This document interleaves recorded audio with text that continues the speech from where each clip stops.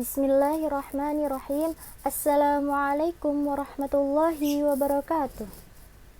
Alhamdulillah. Alhamdulillahi rabbil alamin.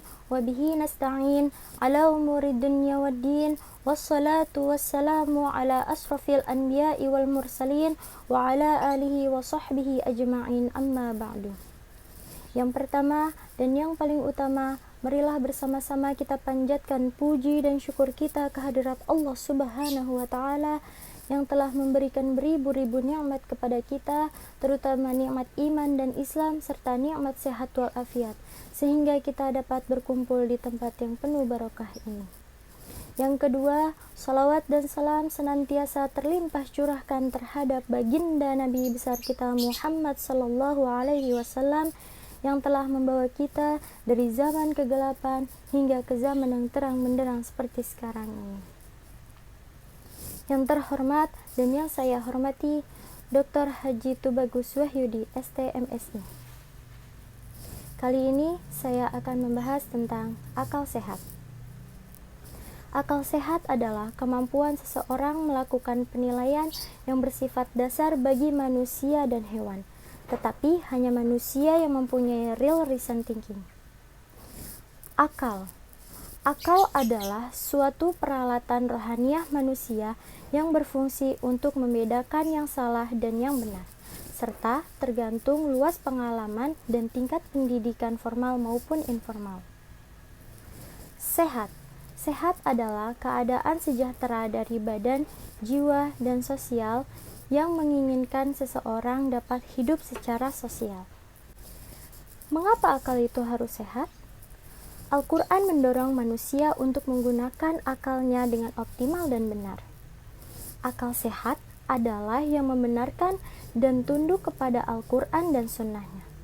Sedangkan memilah-milah syariat Allah agar sesuai dengan hawa nafsunya bukanlah bentuk syukur terhadap nikmat akal. Lalu, apa fungsi dari akal?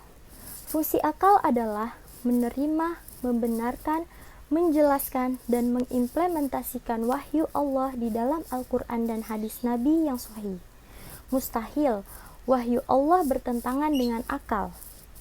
Apabila sepintas akal dan wahyu tampak bertentangan, sesungguhnya akal itu lemah dan terbatas kemampuannya.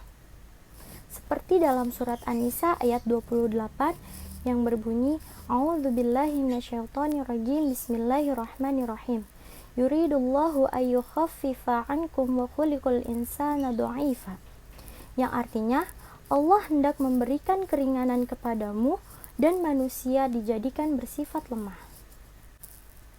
Lalu, mengapa terkadang seseorang bisa kehilangan akal sehatnya?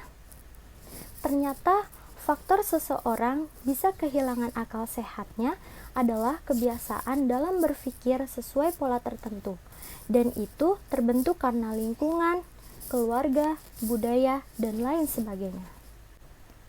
Itulah yang membuat manusia malas berpikir sehingga proses berpikir akan berjalan autopilot menggantikan akal sehat.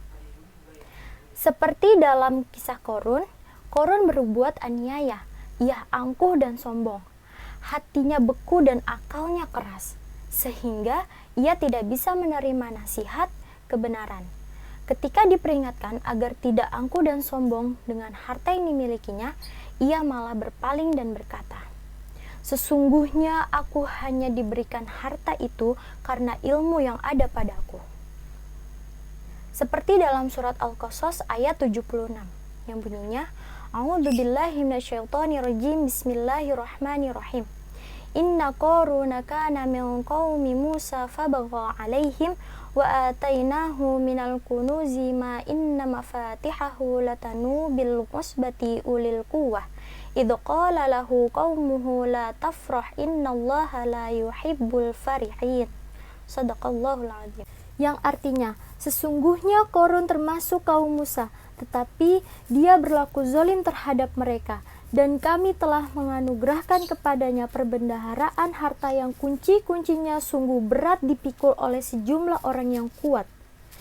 Ingatlah, ketika kaumnya berkata kepadanya, "Janganlah engkau bangga, sungguh Allah tidak menyukai orang yang membanggakan diri."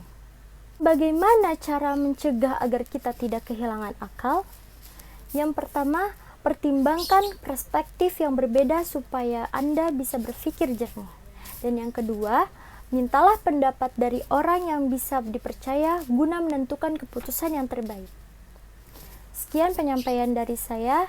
Kurang lebihnya mohon maaf. Wabillahi taufiq wal hidayah. Wassalamualaikum warahmatullahi wabarakatuh.